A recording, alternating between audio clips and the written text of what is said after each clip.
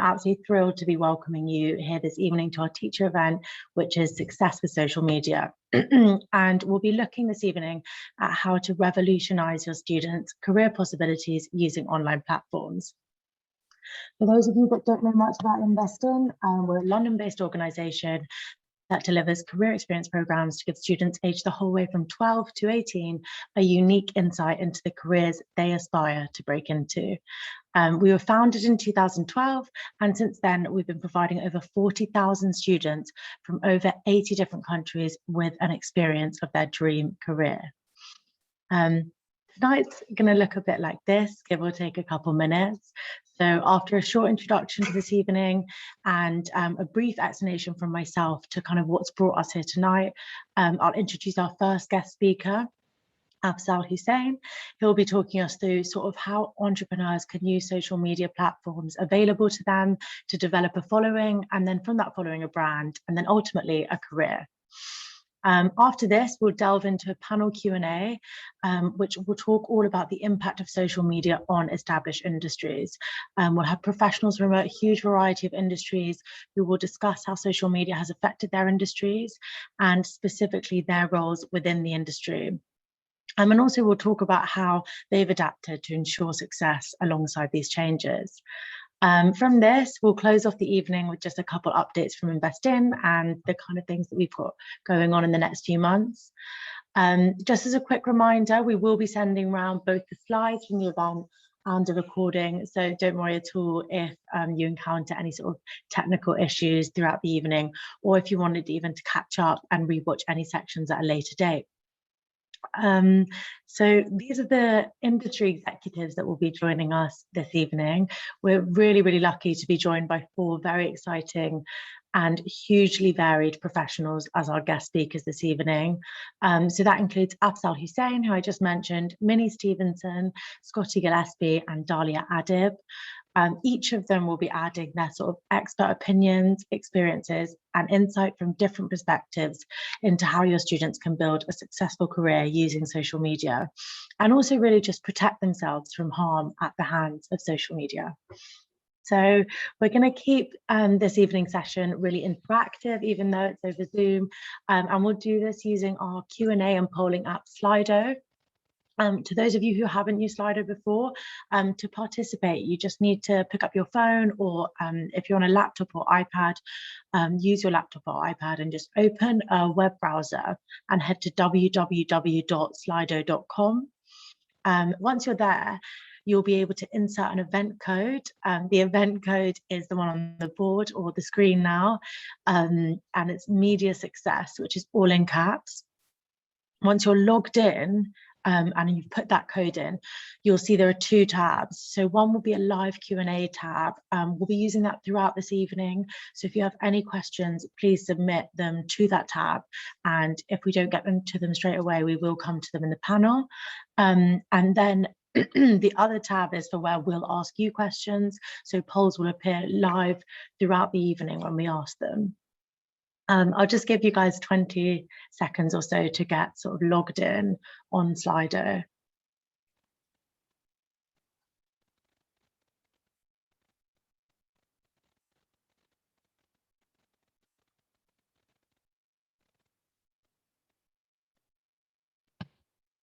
Okay, hopefully that's given you guys all a moment to get sorted. So just to see, make sure that it's working properly, and to familiarize yourself with the process, I'm going to ask a quick question, which is, where are you logging in from today?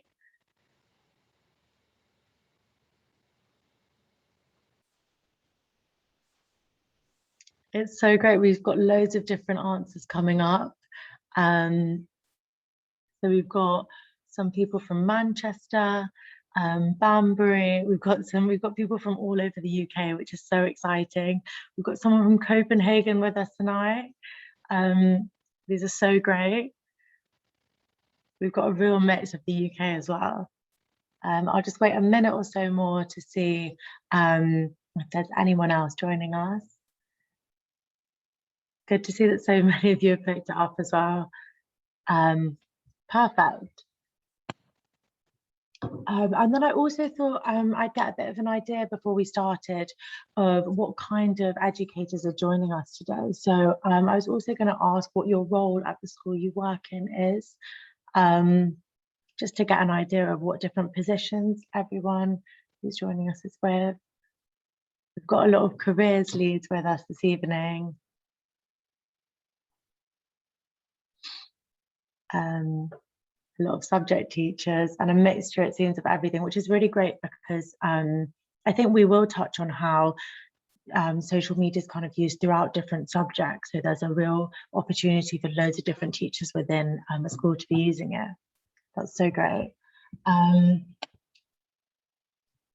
And then, yeah, before we get started, I wanted to ask a question to get an idea of kind of everyone's perspectives on social media now before the evening has really started. So I was going to ask, do you think social media does more harm than good for young people today? And there's just sort of 3 options. There's no right or wrong answer. It's really interesting. We've got a lot of people who think they're balanced, so there's a mixture of the two, but then in second place there's more harm, and it seems like more good is the sort of last option, or hopefully by the end of this evening there'll be some more scope for the good it can provide. But perfect, thank you everyone for taking part in those. So to get on to the sort of bulk of the evening, the first question that kind of comes up is, what is social media? And the textbook definition for social media is that there are interactive technologies that allow the creation or sharing of information, ideas, interests, and also other forms of expression. And these are all via virtual communities and networks. But obviously, we all experience social media in quite different ways. And some of us might recognize certain platforms that are currently on the screen or know certain platforms a bit better. And that's because as an expression, it really incorporates various different platforms, and each of them have their own benefits or even purposes. So certain platforms such as, say, WhatsApp or Facebook are primarily used for communication, whereas some of the other platforms up there, say Instagram or YouTube, are usually used to share photos or videos. So they're actually used extensively within the creative industries to sort of showcase work to potential customers or clients. And then there's also platforms such as Twitter, where you can only really post text. So that has more of an appeal to professions such as journalists and politicians if they want to support or express an opinion. And then finally, there are some platforms which are geared towards basically solely being in a professional environment. And that's things like LinkedIn, where companies regularly recruit, but also advertise sort of achievements externally. So those are that's kind of a whistle-stop tour on what social media is. But the question remains really of, why are we here? Why are we talking about social media in terms of careers? And I think there are 3 main reasons to be here. And the first reason is because these platforms that we just looked at are now used in almost every single industry, and they've become a vital part of the ways in which most companies function. So most companies now use social media platforms to advertise, as well as recruiting, building partnerships, and improving public relations. So as a result, understanding how these platforms work and how to use them successfully has become a really necessary skill for essentially anyone hoping to get a head start in their careers. And individuals within those industries have had to adapt. So we're also here to learn from those professionals about how you can adapt and remain successful when there's a changing field due to social media. And I think that leads quite nicely on to the next reason why we're here, which is we're here to change perceptions of social media. And I think this one's really important because as it stands, most of our associations with social media are quite negative. And I think we saw that in the poll at the start, perhaps. And this is probably because on a day-to-day basis, we're far more likely to see sort of the everyday uses of social media which interfere with routine and productivity. So for you as educators, you'll probably see this in the sense that social media is a distraction to classwork or homework. and because students are using it the whole time. But it's kind of this very aspect of social media, the fact that it's used so widely, that has made it change the job market so much. And so we're here to change how we view social media and sort of appreciate the positive effects it can have for students' careers, and also highlight how students can harness it, the good of it, to really push themselves in their career.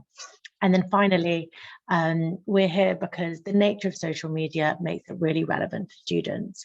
And as a result, it makes it relevant to educators, so all of you. Social media has the ability to ensure that information reaches a huge audience without demanding, say, those higher initial costs. And a lot of students can join social media and become social media entrepreneurs starting from even tomorrow or next week, which is unlike a lot of established industries where they might need to gain some sort of qualification, which could take about 3 years or upwards of 3 years. So it's super important, really, that we discuss the best ways to help them now early on. So the objectives for the evening, the aim of the evening really fundamentally is to help you as educators understand the various impacts of social media, and also what that means for how you help students.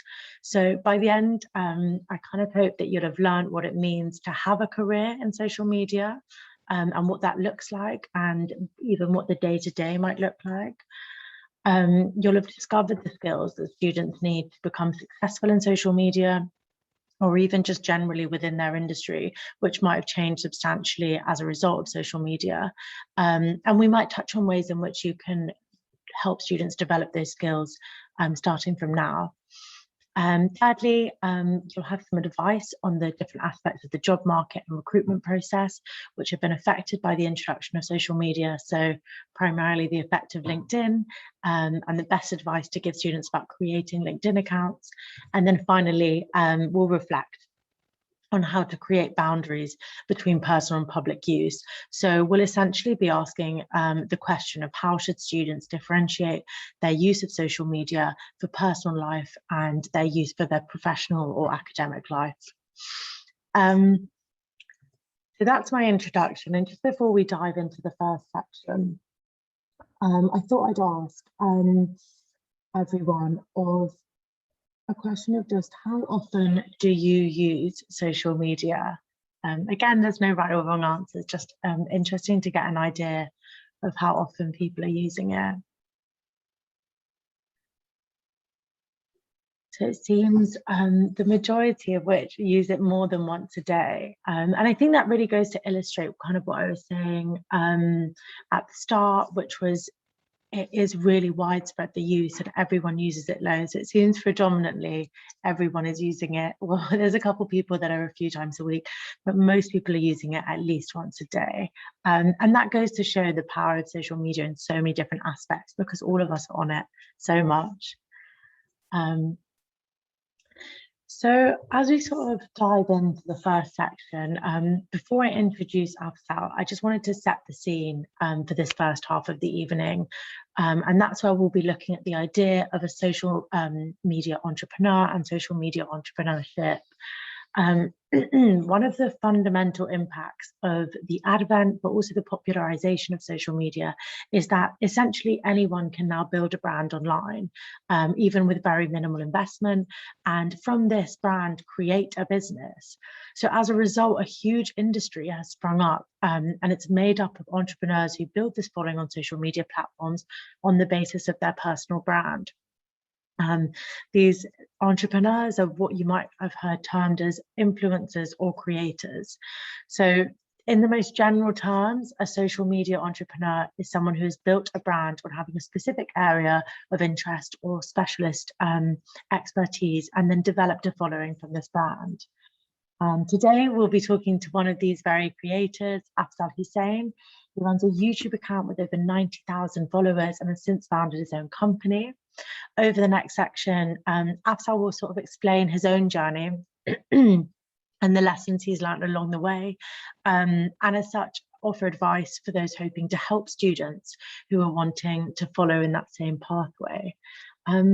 So welcome, Afsal. If you'd like to switch on your mic and video. Hi. Hey, How's it Thank going? you so much for joining us. Yeah. No worries, no worries. If you just wanted to start us off, yeah, do you think you could just introduce yourself Sure. and briefly describe what it is you do?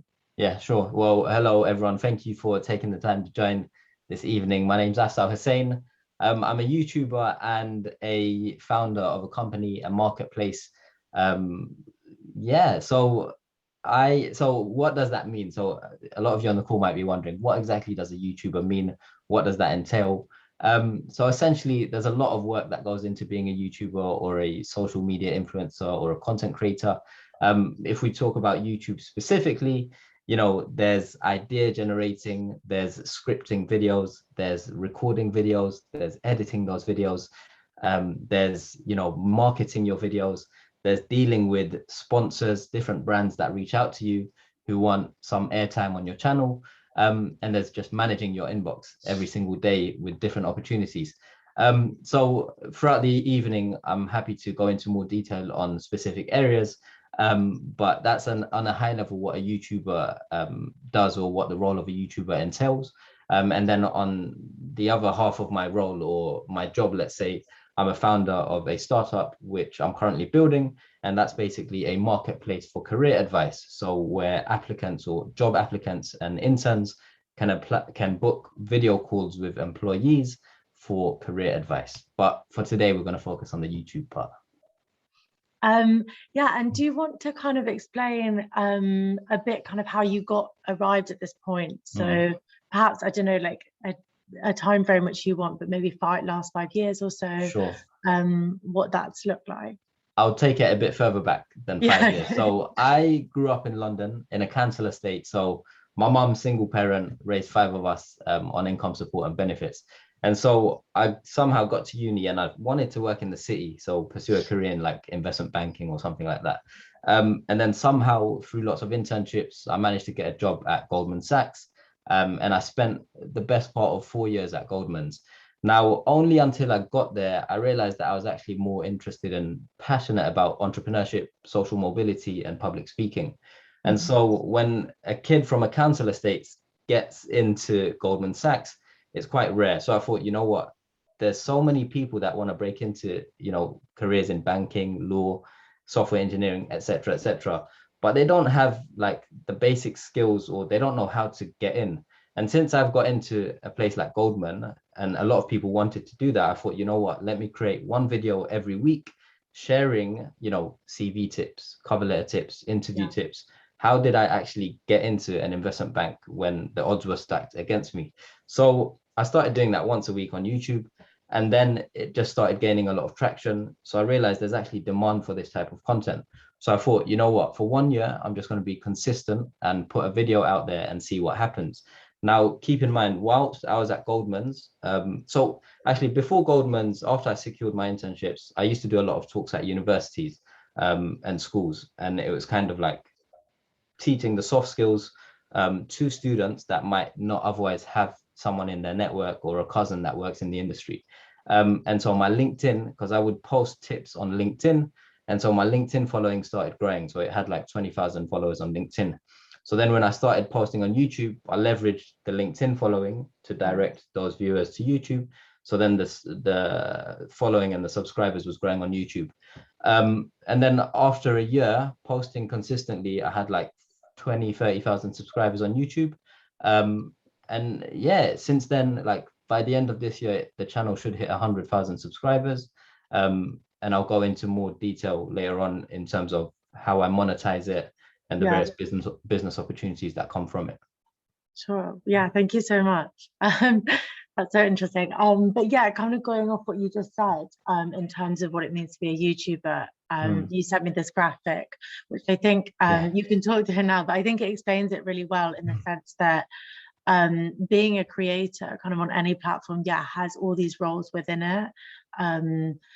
Do you want to explain it a bit? Sure, yeah. So I think when people think of YouTubers or TikTokers, all they see is the end product. So they see the video that's on the internet. And sometimes it might have 1 million views, it might not. And it's kind of like, oh my God, this person didn't do anything in that video and they've got 1 million views.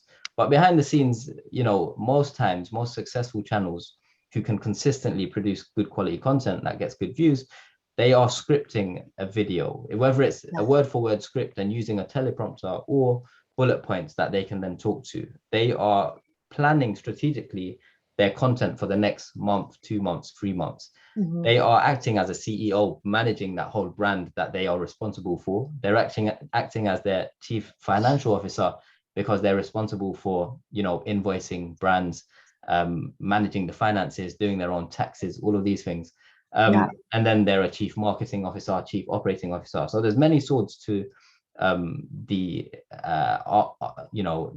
arts of being a YouTuber that many people don't see. And especially, I think a lot of young people and students or, teenagers, they don't really realize that it actually does take a lot of work. You're essentially an entrepreneur if you're going to be an influencer. So people don't see that. There's so much behind the scenes, I guess. So that's kind of the background and definition of being a social media entrepreneur. I guess on a whistle-stop tour of your professional life. But over the next few questions, we're just going to move the conversation towards answering some of those things you touched on, which is the fundamental question of how students can use social media to springboard to say like an idea or a project into a career. So the first thing we're going to talk about is all about inspiring students to find their purpose or their project, and what they need to consider when they're choosing kind of what their niche is going to be. And then following this, we'll talk a bit about the best ways to ensure that project they choose is successful, and that they develop a brand and what kind of skills they need to ensure the success. And then next, we'll kind of touch on the more entrepreneurial aspect, the stuff that you've been talking about as well, how a large following can then become your career. So I guess the monetization, the income side of it. And then, finally, we'll take a look at sort of the ever-changing face of social media, and what that means for long-standing success. So to start off, I think the first thing, the initial obstacle that sort of entrepreneurs face when they're building a brand online is to find that purpose.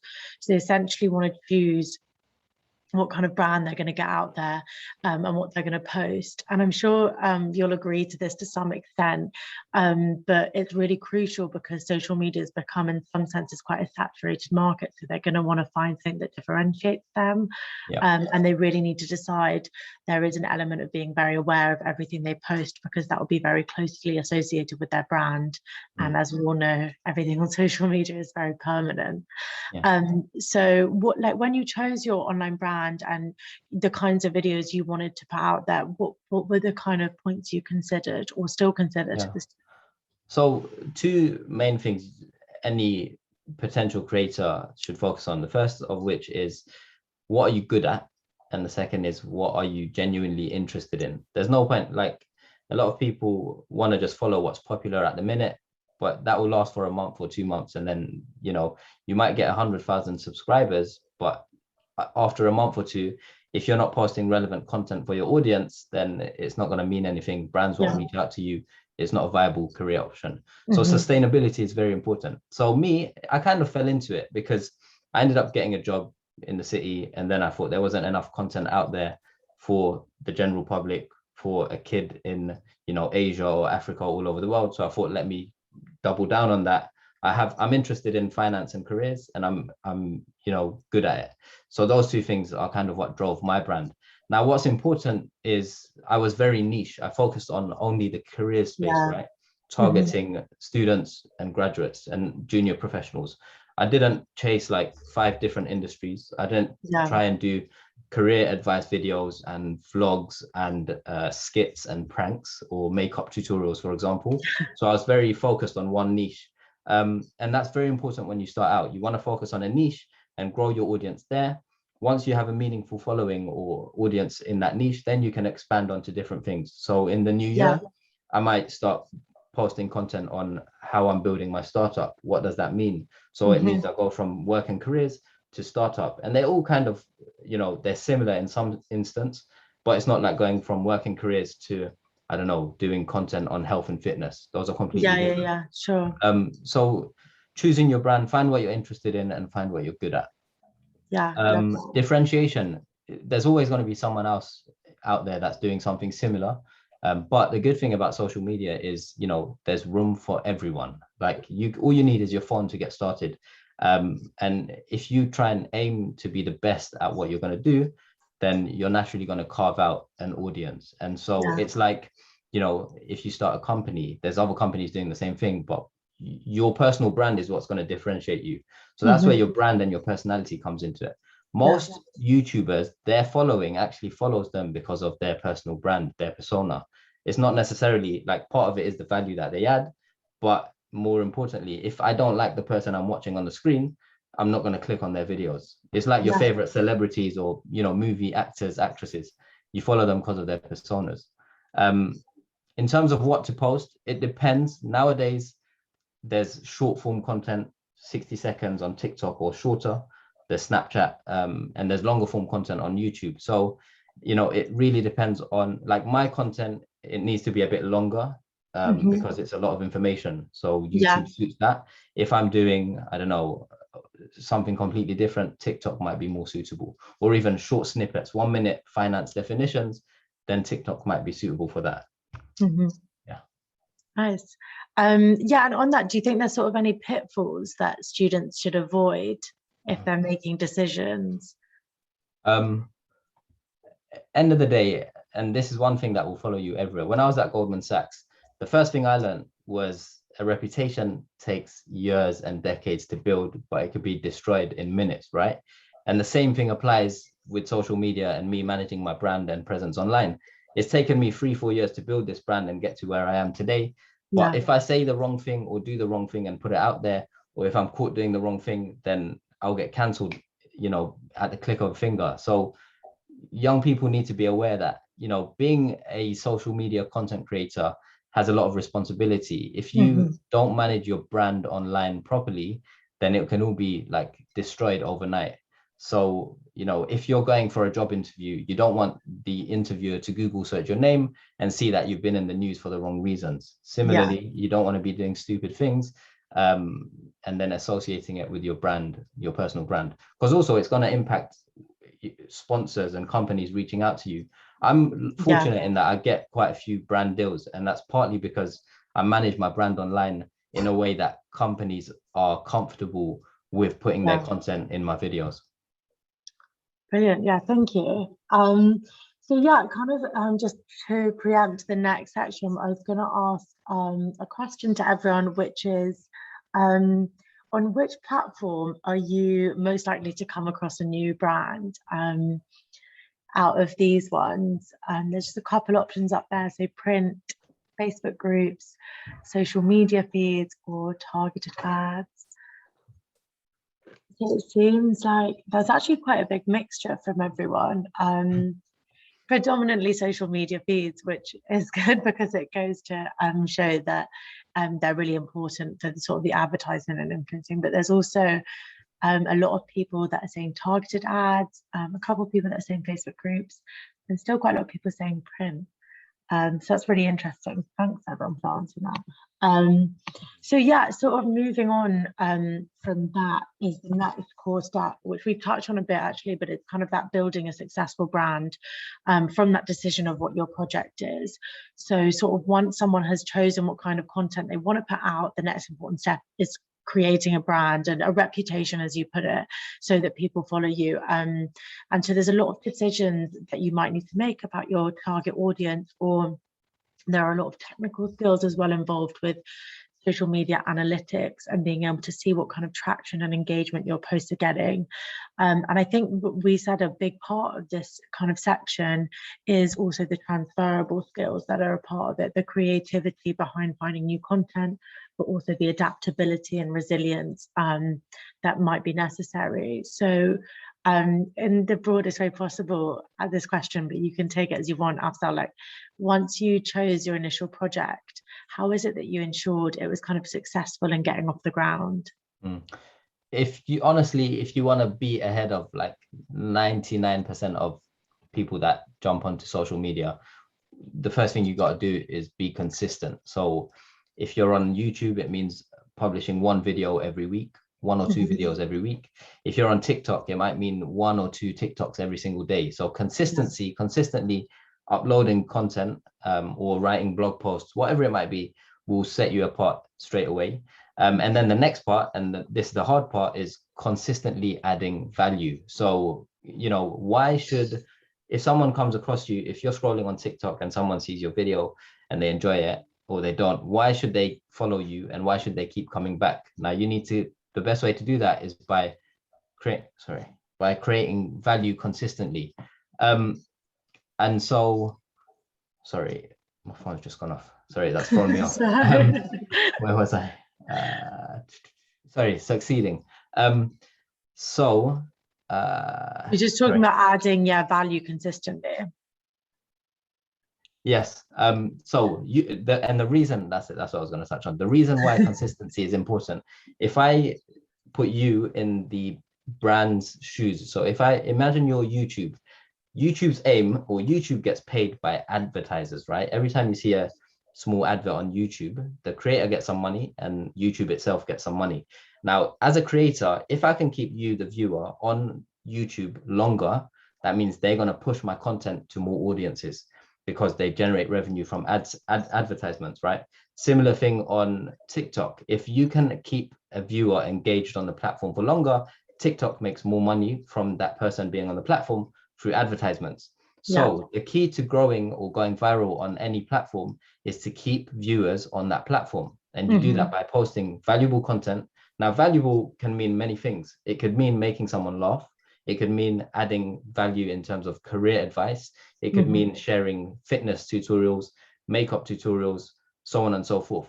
So, and if you do that consistently, people will keep coming back. The platform will push your content further, and then more audiences will see your stuff. And then before you know it, your channel will grow, you know, exponentially. So consistency and value add, that's what I would say. Perfect. Yeah, those are great. Thank you. And we'll kind of come on to perhaps how we can look at like developing those skills in a minute. But yeah, the next step really is all about turning the brand into a career, essentially, so an income as well. So at this point, I guess there's a lot of sort of business-centered decisions or more entrepreneurial decisions, and you might need to start asking questions like what you've just touched on, essentially, but what is it that people actually buy or subscribe to, and perhaps at some point making some form of product, whether that be a service or a product, which your followers would be interested in, and you could then make more income from. So yeah, do you mind firstly just explaining that kind of fundamental question of how is it that content creators actually get an income? Yeah, sure. So as a YouTuber, there's various ways of earning an income, right? And so the first of which is AdSense, advertising revenue. Every time you watch one of my videos, you know, you can see the little on the bottom, it will say skip ad, or if you leave it, an ad runs. If people watch that for more than 30 seconds, or if people click on it, or even if it just appears, there's some revenue in that. So advertisements. And the second form of revenue is sponsored deals. So brands will reach out to me and they'll say, we'd love to do a collaboration and we want you to feature our product on one of your upcoming videos. And then so typically I would quote a fee. So I would say a 45-second mention of your product in my video would be X, or a 90-second integration, 90-second mention would be Y.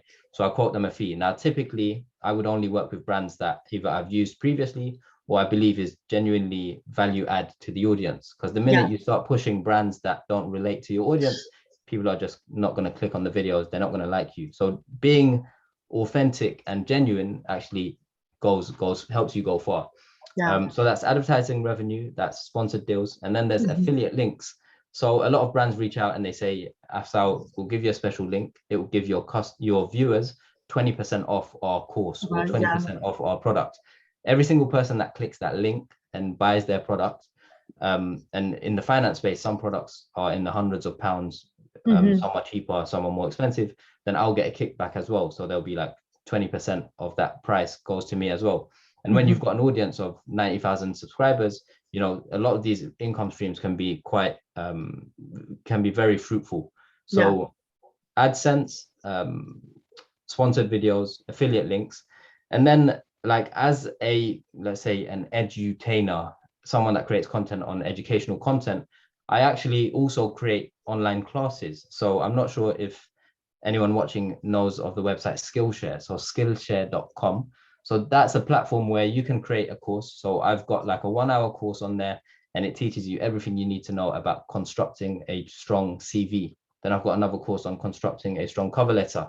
Now I promote these courses to my audience, and then they get a 1 month free trial. So they can just watch the whole course for free, and then they can cancel their trial. But for every person that goes to that, I'll get $10. And then for every minute watched of my courses, Skillshare will pay me X amount times the number of viewers. So it adds up as well. So that's 4 ways. And then the 5th way is creating merchandise or products, digital products, or things that you can sell to your audience. Some YouTubers, I don't do this, but a lot of YouTubers do this. They might make a t-shirt or a hoodie with their name or their brand's name, sell that to the audience, and then lots of people buy it. So there's like 5, 6, there's so many different income streams as being part of a YouTuber, but it all comes from having a good brand, so that brands, etc., will reach out to you. Yeah, so it's that fundamental base, and then from that being able to work on stuff, and then kind of we just had this building on basically everything you just said. But yeah, part of creating your career of following is, as you say, pushing for partnerships and developing these relationships. I think networking, as with most careers, is a really fundamental aspect of what it takes to be successful with a career in social media. So as you said, kind of all those aspects are so important. And I thought I'd ask another question to everyone based on that, which is, have you ever bought something or started using a service that you saw on social media? I just thought it'd be interesting to get an idea of how much people have seen services. It seems like it's predominantly yes. Actually, we've got a bit of a mixture. So it seems like it's getting quite close. We've got about mostly yes, but we've got quite a lot of no's. So most of you have, but there's a number of you that perhaps haven't bought something directly off social media. That's super interesting. Thanks again, everyone who's answered. So then kind of coming on to the final step, or what we've termed the final step. So kind of a crucial element of being a social media entrepreneur is then adapting to the ever-changing nature of social media platforms. Because of the nature of social media, the most popular platforms tend to change quite a lot. And also what is popular on those platforms also changes. As you said, after at the beginning, when you're choosing what to post, something might be really popular 1 minute, but that doesn't mean necessarily in a month's time it's that popular.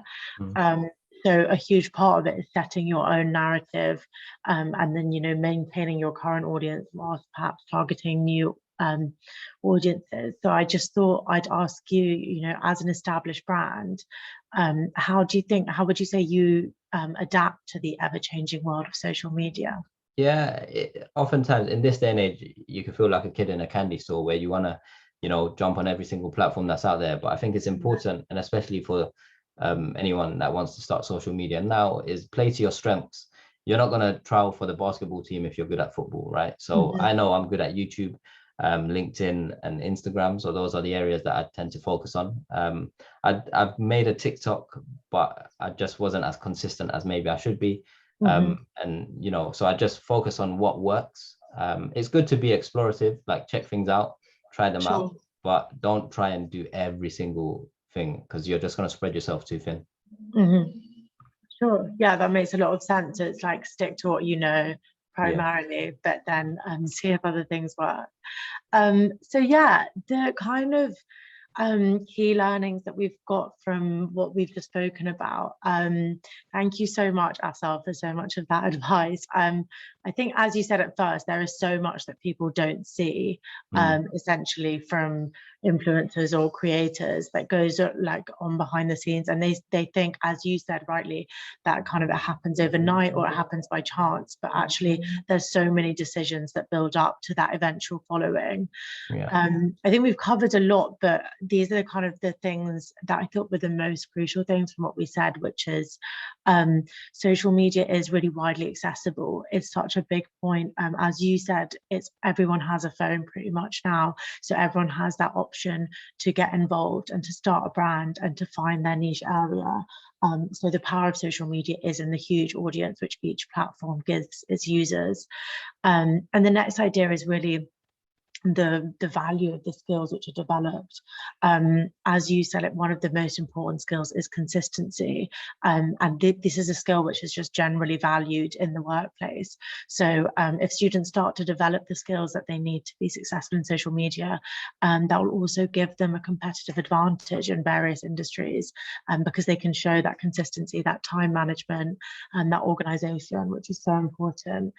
And then, yeah, as you said, with the reputation thing, it can take so long to build a reputation, but it's so easy to break. So being aware of your digital footprint and how it's perceived in conjunction with your brand is so fundamental, because your personal life and your brand is now becoming very intrinsically linked. So it's really worth wondering if something that you're posting will diminish, say, your client base or even your customer base. So yeah, I'm now just going to summarize some key takeaways. I just wanted to remind everyone that if you wanted to submit questions for the panel Q&A, that sort of side of the Slido site is still active. So if you have any questions from anything we've just spoken about, please pop them in there and we will get around to answering them in the Q&A. So these are some of the takeaways that we've developed for students. And I think this one here is the first one we've kind of spoken about, which is telling students that if they have a passion project now, they should really make a portfolio and document their interests and what they make, and then give themselves regular deadlines. And I think this really plays into what you were saying in the terms of consistency, because if students give themselves deadlines from now, even if they're just posting for themselves, they learn that accountability, and they also make sure they're used to constantly creating content. So I think that's quite a nice thing that you could perhaps tell students to start doing. Another one which students can start doing from today is really learning about data analytics. There's a lot of websites and courses which we will be sending out as well in our resource pack, but it's all about encouraging students to get to grips a bit with how understanding whether their posts are getting traction and the engagement on their posts. And then really pursuing any opportunities outside of social media to develop those transferable skills. So as you said, being a creator is a role which has so many other roles in it. So kind of developing all of those other skills that are necessary is so important to start doing now. And then, yeah, just to reiterate, staying cautious, to differentiate between your personal account and your brand account, but also just being super aware of what you're posting. And then just some takeaways sort of for educators. I think, yeah, the first one was mostly bringing the benefits of social media into the classroom. So basically just trying to introduce social media where possible. And we'll send out some examples of these websites with our resources, and then facilitating more digital content in the education space. And then finally, helping students connect skills developed at school with the relevant skills. So again, this is just linking things like time management with creating posts, or any sort of consistency in what they do with creating posts. So yeah, Afzal, would you suggest anything else in terms of those takeaways? Yeah, I think I'm conscious of time, so I don't want to prolong it, but 2 points, one for students, one for teachers. I think it's very, very important to highlight to students that, you know, it's not easy. Like, you can't just be a content creator, a successful content creator overnight. It takes a lot of hard work. And so I personally, like 70% of, there's a stat out there, 70% of teenagers want to be a YouTuber these days. So like, if I had a younger cousin, or if I was speaking to a classroom of kids, I would tell them, like, make sure you get the best grades you can and focus on, you know, traditional careers, and then do your social media thing on the side, because you don't want to pursue the social media thing all in, and then you don't succeed in it, and then you don't have, you know, a job or a safety net. So Yeah. even my plan going into the city and then doing YouTube, etc., I always made sure I had a safety net. So make sure you've got something to fall back on, and then do social media. And then for teachers, a good way to bring it into the classroom is do case studies. So you can Google search top 10 YouTubers or TikTokers in the UK. A list will come up. Chances are every kid in your classroom knows 3 or 4 of those content creators. And then just Google search, how does this content creator make money or earn a living? And then you'll see 5, 6 different streams, and then just talk about all of that to your classroom, because a lot of the kids don't know what it entails. They don't know the different revenue streams. They don't know how much work it takes. They don't know the hours that, you know, these big influencers are putting in. So bringing the reality to the classroom will separate the kids that think it's easy and want to do it to the ones that are genuinely serious and think that, you know what, I'm willing to put in the work to pursue this. So do case studies. It just fills the information gap. Yeah, that's great. Thank you.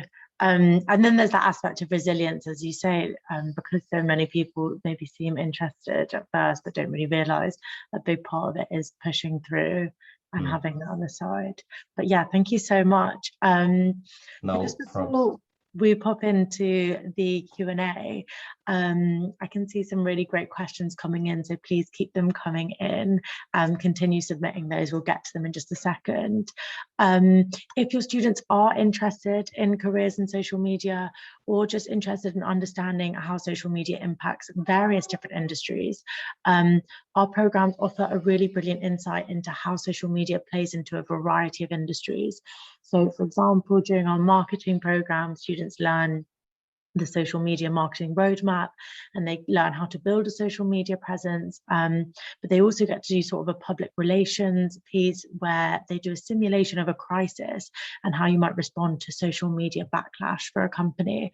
And even in industries that you wouldn't normally associate with social media, we've got professionals, say, working on our vet program and our engineering programs who have really huge social media followings, and they really serve as positive, inspiring role models for others in the sector. So it's really easy to register. If you have students interested, they simply have to go to our website at www.investin.org and choose a program and register. So as I said at the start, we're really, really lucky this evening to be joined by 4 very exciting and hugely varied professionals. Can I just invite you all to turn on your cameras and mics? Hi, Dalia. Hi, Talia. And then, yeah, if you'd all just like to introduce yourselves. Dalia, if you want to go first and just maybe talk a bit about what it is you do and how social media plays into that. Yeah, sure. So hi, everyone. Looking forward to the panel. I'm Dalia Deeb, and I work for a research and consulting firm called STL Partners. What we do in a nutshell is we provide kind of market research reports, and we also do consulting projects where we're advising companies on their strategy and how they can target new opportunities in the telecom sector mainly. So although my job isn't directly in social media, we use social media in lots of different ways, and I can probably go into it in more detail in a bit, but it's things like, you know, using LinkedIn to build up a professional brand, to find experts. We do webinars and promote those on Twitter and other social media channels. So that's a little bit of, yeah, how I guess we're using social media at the moment. Thank you. Yeah, Scotty, do you want to introduce yourself? Hi, can you hear me? Yes, we can hear you. Cool. Hello. Thanks for having me. So my name's Scotty and I'm an illustrator. I graduated from university about, I would say, 2.5 years ago. And the kind of main social media platform that I use is Instagram, be it because it's a very visual platform, so it goes hand in hand with my practice. I guess a little bit about me. I do a lot of commercial work with brands. So I've worked with brands like Costa, Microsoft, Franco Manca, Keel. So do like corporate brands, but I also run my own kind of online shop where I sell my ceramics and prints and merch and stuff that I make. And I would say probably 95% of my revenue is through social media. So yeah, that's me. Thank you. And yeah, Minnie, if you'd like to introduce yourself.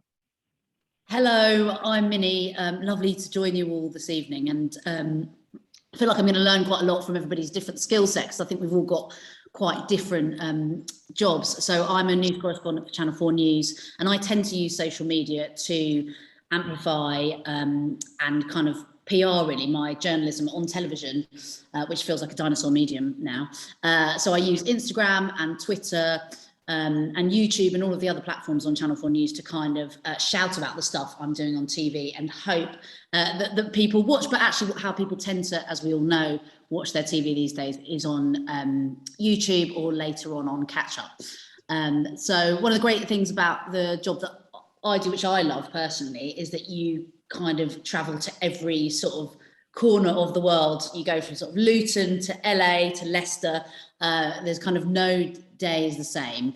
And I hope today I can let you in on, you know, the world that I work in, but also how I use social media to amplify that work. Right, thank you so much, everyone. Yeah, you're right. Hopefully it will be really interesting because there's so many different professions and like skills. So I kind of have, yeah, this is our first question, really, and it's just for the whole panel. So you can kind of take it in terms of respond to what each other's saying, but it's just how has your industry and if you want to, your role changed due to social media? I'll start. I was actually thinking of this question, and it's really difficult because I've kind of always grown up with social media anyway, so it's kind of an integral part of just society in general. So it's quite a difficult one, but I think the key word is like social. So I'm an artist, and quite a lot of artists are quite reclusive. We don't really talk to that many people. We sit in our studios, make a lot of work, and then it's not about us, it's about the work that we create. But actually, the more I've realized that I, as a person, engage with my audience, that's when people really start to engage and really understand where I'm coming from, what I like, what I dislike. So yeah, it's that's how it's changed for me, is that it's just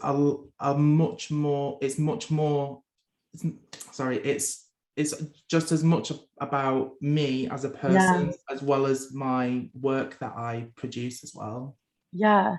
So there's like that closer connection between, I guess, you yourself, your brand, and then the work you do. Yeah, does anyone else want to kind of expand on that? I mean, I could sort of offer a slightly different viewpoint. I guess when I first started working in newsrooms over 10 years ago, the internet, as they called it in a very archaic way, was like a tiny small bit of the newsroom. So they'd always be like, oh, we should put that on the web, and the web would be like, I hope that this sounds a bit judgmental, but the web would be like slightly geeky bit, you know, sort of introverted, quiet web guy. Then was, oh, there's the web guy. We don't really, you know, it's sort of like a kind of dark corner of the newsroom that basically seemed a bit irrelevant. And now it's totally changed. The web guy is, you know, the kind of the powerful person in the newsroom, and now all of the older, you know, linear TV editors are kind of desperately putting the web, as we used to call it, at the center of the operation. So now they're, you know, that team we're recruiting more in digital. It's now a major part of the operation, if not bigger than the TV side of it. So there's been a real kind of, they work together now so closely. And actually those people are, you know, kind of the most instrumental in the newsroom now.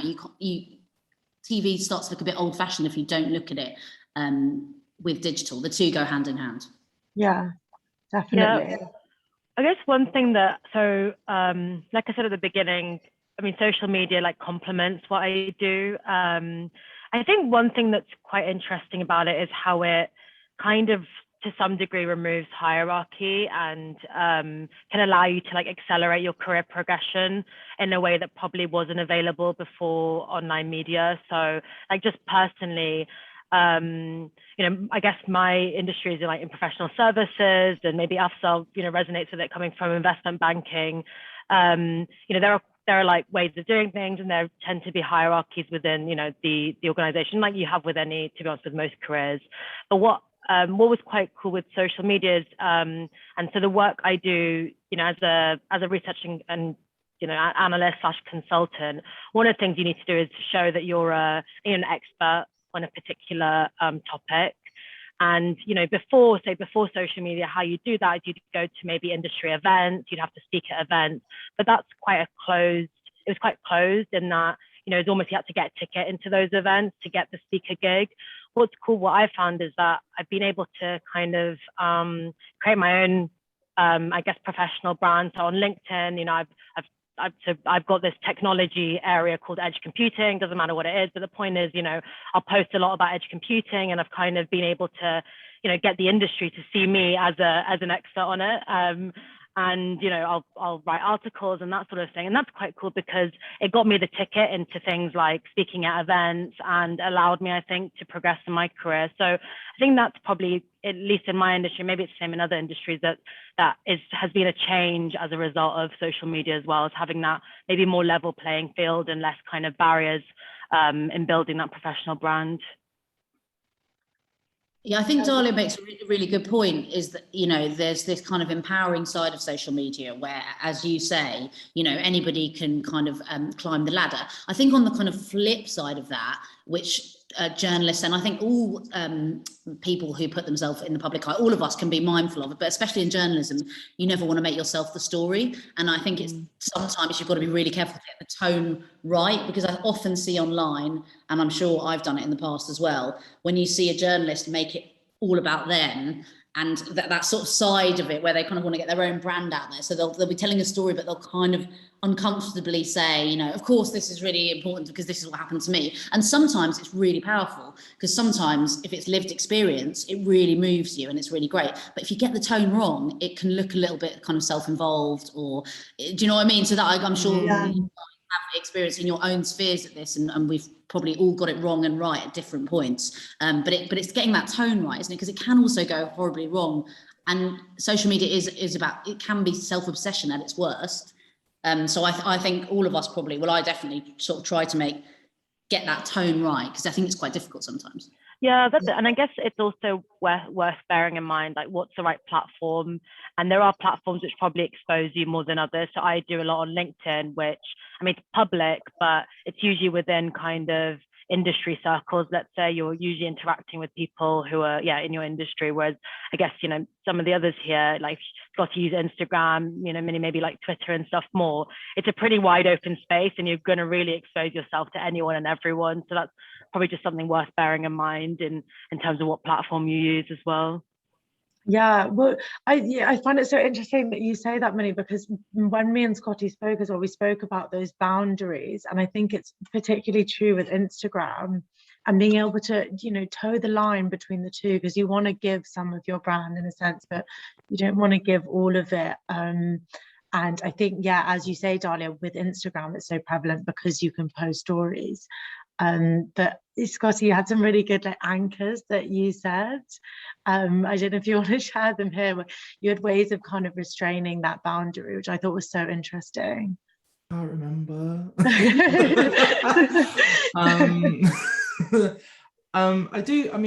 I do quite a few things. So like a really simple thing is on my Instagram, on my profile, I've just got, if you want to contact me, email me. And it's such a simple little thing, but it stops me from being on my phone 24 hours replying to like direct messages from people. So that's like one thing, because you just be on your phone like all the time and not actually doing any content. Another thing that I do is I have like a kind of weekly roundup. Is this what we're talking about? Yeah. Yeah, These are, okay, cool. So I have this kind of love-hate relationship with social media, and I love sharing, but I don't want to overshare. But I know the value that my kind of like snippets of my life has to my like branding and stuff. So what I do is I kind of compact it to like a really short post at the end of every week, and it's just little things that I've done, and for some reason that has created a kind of almost invisible boundary that people don't really, I don't know, they're engaged with me, but they're like behind the fence, like behind the TV, rather than thinking they're like my best mate and like, oh, I saw you down the, you know what I mean? Like it gets a bit weird then. So yeah, no, but I think those are so great, just having almost like stoppage in place before what you post or even what you receive, so that you try and create those boundaries.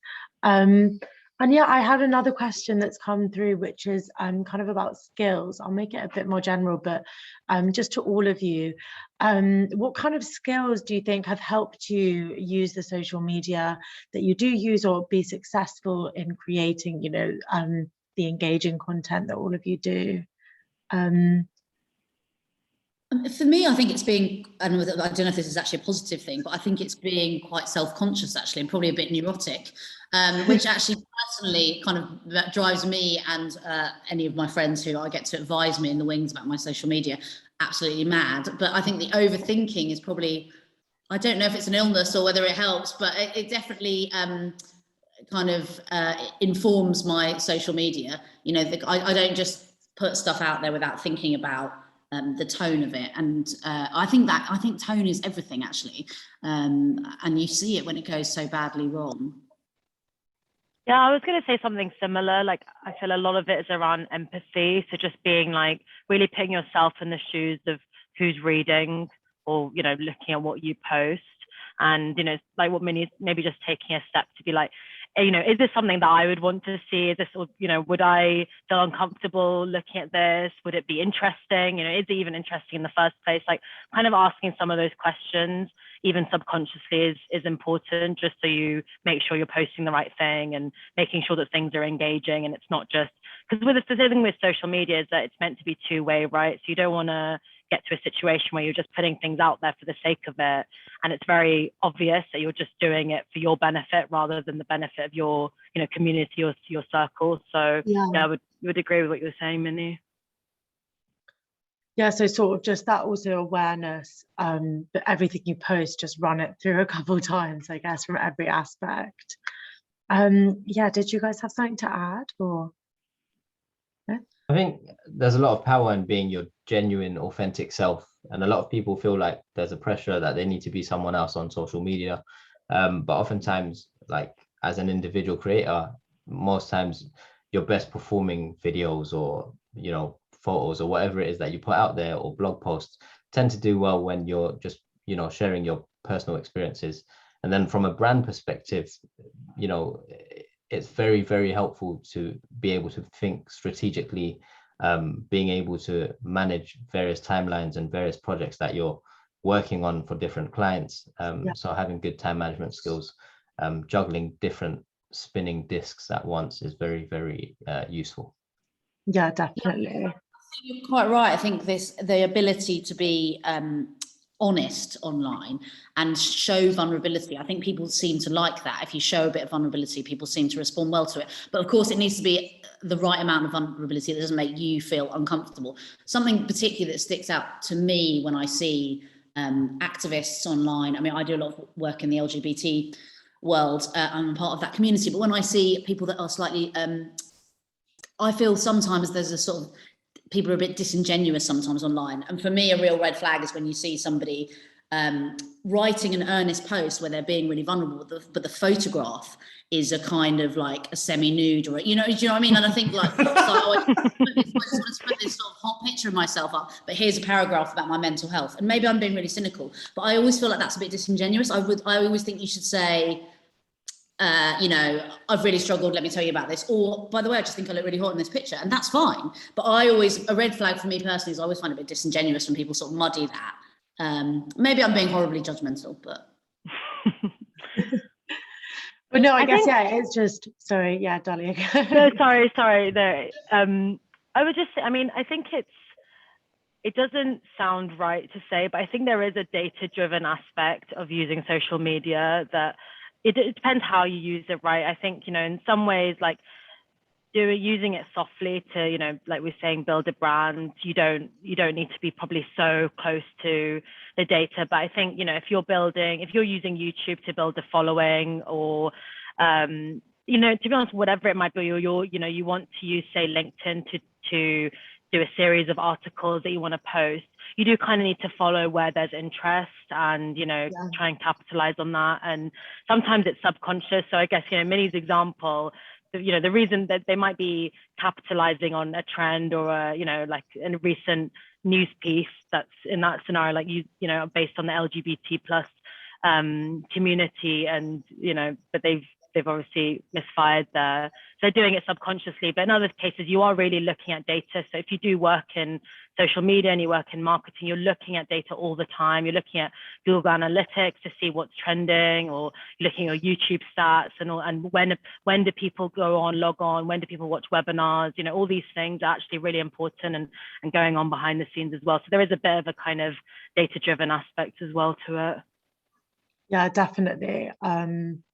Like obviously does play a part in terms of looking at what you post, even if, as you say, it is subconscious in the sense that you might notice a lot of people posting and then end up posting. That's like the most like course data driven, I guess. Did anyone else have something to add on that question, or try another one? So kind of I think a lot of people are asking this, but the kind of question which is the difference between your professional account and maybe a personal account, or whether any of you make a conscious decision, because we've spoken a lot about how I guess your personal brand can affect your professional life, but do you guys have sort of any, like, should students differentiate their use for those two reasons? Dahlia, should we start with you? It's interesting. I think, I've seen it happen both ways. So some of, like, say for example, Twitter, I think sometimes people do it quite a lot. I'm sure on Instagram as well, where you have a professional account and you have a personal account, and there's lots of different reasons why you might want to do that. One basic one is, say if you're using Twitter, you can keep your interests separate. So if you want to, I guess in the same way of what Scotty was saying, like sometimes it's nice to take a break and you maybe don't want to see stuff around your industry when you're like just before bed. So it's quite nice to split them out, even just for that reason. And I guess, a second reason is to keep your private life separate. And so you can post what you want and you can speak your mind, and you put that in a private account, and then you kind of can keep all the public things all about your work. And then you also reduce the risk of saying the wrong thing in a public space. So I personally just have to say one Twitter account, and that works fine, but that's mainly because I don't use Twitter for personal reasons. It is mainly like a professional account for me, but I've seen like colleagues who would have both. It just depends how you use it, I think. Yeah, I would agree that I think it's worth, and I'm sure people are already thinking this and advising students about this, because it's common sense in a way. But especially as students are growing up in a world where they've left a possibly embarrassing digital trace since they were a teenager, in the way that I didn't really, luckily, and I'm always grateful that I didn't have social media when I was a teenager, because it would be so terribly embarrassing to have a digital so I just think it's probably worth, as Dahlia said, separating the two and really, really hammering it home to students, as I'm sure, to be honest, you do as teachers, because this is your world and you know much more about safeguarding than I do. But I think it is really worth emphasising, to not leave any digital trace that is and I know you touched on this a bit earlier, that is contentious or shows, if you want to move into the sphere of journalism, that shows any sort of impartiality or political views or leanings, that's really not worth doing, I think, for most careers in a way, because if you are you know, an activist for a political party, even if you have, you know, moderate views, that will probably influence people when they're offering you jobs, and they will search you. So whatever, you know, you're going into, so you just, you know, I've done it in the past where I've actually deleted posts and cleared out my social media when I've applied for serious jobs, because I've felt like that selfie with me and Jedward is not going to be journalists want to see. So, you know, but hopefully got less dubious digital trade than me. But you know what I mean? I think it's important to hammer that home to them right now. Yeah, I think it's tough because I'm sure I think there's sometimes a temptation to say, like, keep your personal account, public, you know, because you want to get the likes and whatnot. And you know, if you've got that really good photo, but it's trying to, I guess, resist that temptation. Or like Minnie's saying, you can also just make it private later on in life. Like, that's always an option, but just to be mindful of that when you do post things, and yeah, just being a bit careful. I always find it quite funny because I follow quite a lot of artists I have like 2 different Twitters, 2 different Instagram accounts, and one of them is like art, other is like just personal. They're both open, but it's more of a mindset thing for me. Just having that space to be like, right, I can literally switch that account, and I'm not in work now. I'm like being Scotty, just in my bed before I go to sleep or whatever. But I always find it quite funny when I'm like going through it, and you know, you see someone's like artwork that they've done, and then the next like Twitter is like them complaining to ASOS that they didn't get their parcel like the next day. And it's just it's kind of I think it's, so yeah, just I agree with what everybody has said, that I think it is really important to have separate accounts. There's no shame in it. I mean, I know people that have multiple accounts for multiple different reasons. I don't know why. That's easy enough. But yeah, as from an artist's point of view as well, in particular, Instagram is my portfolio. It's what clients, it's what companies see all the time. And if they see, it's fine to post little things in your stories because they go in 24 hours, and that's fine. But if you know, if like a big company is looking at your work and there's like a picture of you on the beach, like what?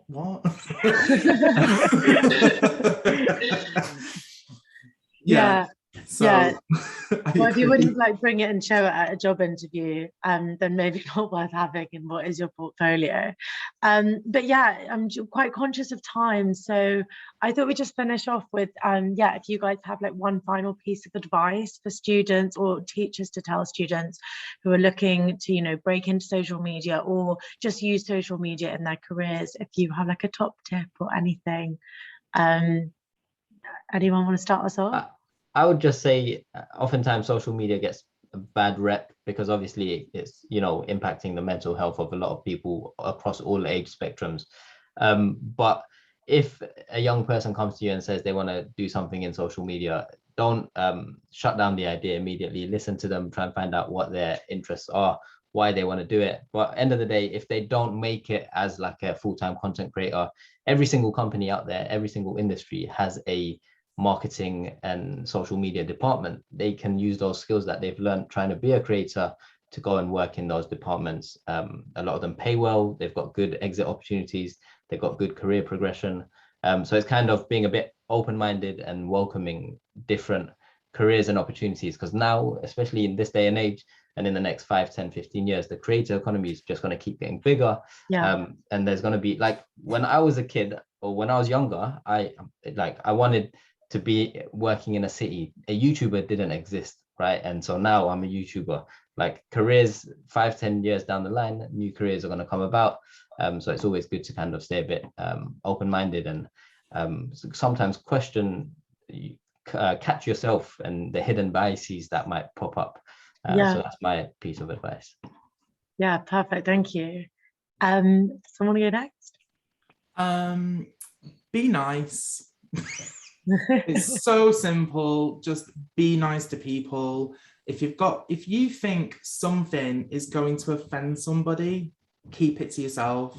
Don't say it out loud, because that digital footprint will bite you back. I guarantee it will. Yeah, just be nice, engage with people, follow people, like comment on people's stories, and just if you're looking to gain like a following, that is how you gain like actual connections with people. You know, it's by engaging with other people, with other artists, with other journalists, YouTubers. Like, be social. It's fun. It can be. Perfect. Thank you. Yeah, someone go next? I mean, yeah. Oh, sorry, Dahlia, you go first. No, I mean, I was going to say something similar to Scotty, which is just kind of be human about it and maybe just don't force it. So, you know, I think like what Afzal's saying, totally fine. Like, if someone wants to pursue some social media related career, that's good, and it should be well thought through. But at the same time, I think with all of us, you kind of, sometimes the social media opportunity presents itself when you don't realize it. Like, yeah, I didn't go into my career like, oh, I'm ready to use LinkedIn to promote myself. So it just happens sometimes over time. But just to be, whatever platform you're using, just be human, and who you're interacting with is also a human, and you don't need to force any kind of language, or you don't need to position yourself in a different way. Just be you, and then it should be fine. Yeah, I was just going to say, kind of following on really from what Scotty was saying earlier, you know, as an artist, him, not me, I'm not an artist, but he used a portfolio. But I think we should all look at Instagram or various social media platforms. You know, I think it's worth saying to students, use your social media as your portfolio, and whether that's journalism or consultancy or, you know, YouTube or whatever it is, or being a straight up artist. You know, this is your chance to have autonomy and get going early. You know, you can start building your career and your brand and curating your kind of professional image really early, and that can be embarrassing if you put too much personal stuff on there and you're really, you know, and you do too much teenage angst, but it can also be really empowering if you use the right way and you listen to the right people. So I think that's really useful advice for me and for everybody, is to see it as a portfolio, and hopefully good advice for the students who will be the future stars. Yeah, thank you so much. Yeah, I think all of those combined are just so great. The skills that it gives you, and the power of it, as you say, is that everyone can get started now, but definitely how you conduct yourself. There should be reflection with everything you post and everything you comment, in terms of how you treat others. I feel like all of those together are literally perfect. And thank you so much, all of you. That's been so interesting. I'll just move on to sort of the next part, so you guys can turn off your cameras and mics. But thank you so much for joining us. Thank you. Bye-bye. So yeah, for those of you who are here, I thought I'd ask you now how you'd sort of rate your confidence in talking about the opportunities which social media presents to your students. And just out of 10, hard to see, we've got some 10 out of 10s. Most of us are sitting in the 7 or above, which is really wonderful to see. A lot of 9 out of 10s. That's so great. I hope that has come in part from this evening. Thank you for those brilliant answers. So I'm now gonna launch a feedback survey on the app, so please do head over to Slido and give your feedback sort of at any point in the next 5 minutes. But yeah, thank you again for everyone taking the time to join me this evening, especially to our speakers. I hope you found it helpful. And I just want to take this time to mention that we're also running in-person events for our regional programs launch in the coming weeks. So I saw at the beginning that there's some of you coming from loads of different areas of the UK and some of you from Manchester. So on the 16th of November, we'll be hosting an event in both Birmingham and Manchester. And on the 23rd in Edinburgh and Bristol. These events are open for both teachers and parents. They're completely free of charge, and it'd be great to see as many people attend as possible. So if you liked this or would like any more information, please do reach out to our partner development team at info@investin.org. We're also running another teacher event hosted by my brilliant colleague Orla, which is all about sustainability. She's got some fantastic speakers confirmed. That's on the 25th of November, and it will touch on loads of the issues which are really prevalent for students today, especially given COP26. And then, yeah, looking forward to summer term. We will, as usual, be running our summer experiences, and there's a 15% discount code which will last until the 31st of December. So if any of those careers we had on the board earlier were interesting and you'd like to get your students involved, please do give them the code and encourage them to sign up. And yeah, as it says, our feedback form is still running. So if you'd like to give some feedback, please do. So to finish off, thank you again to everyone who came to find out more about InvestIN and our work with schools, including our cost-free partner school initiative. Please head to our website. I'm just going to leave you now with a trailer for our upcoming summer experiences. Please enjoy the remainder of your evening, and we hope to see you again soon at our next teacher event.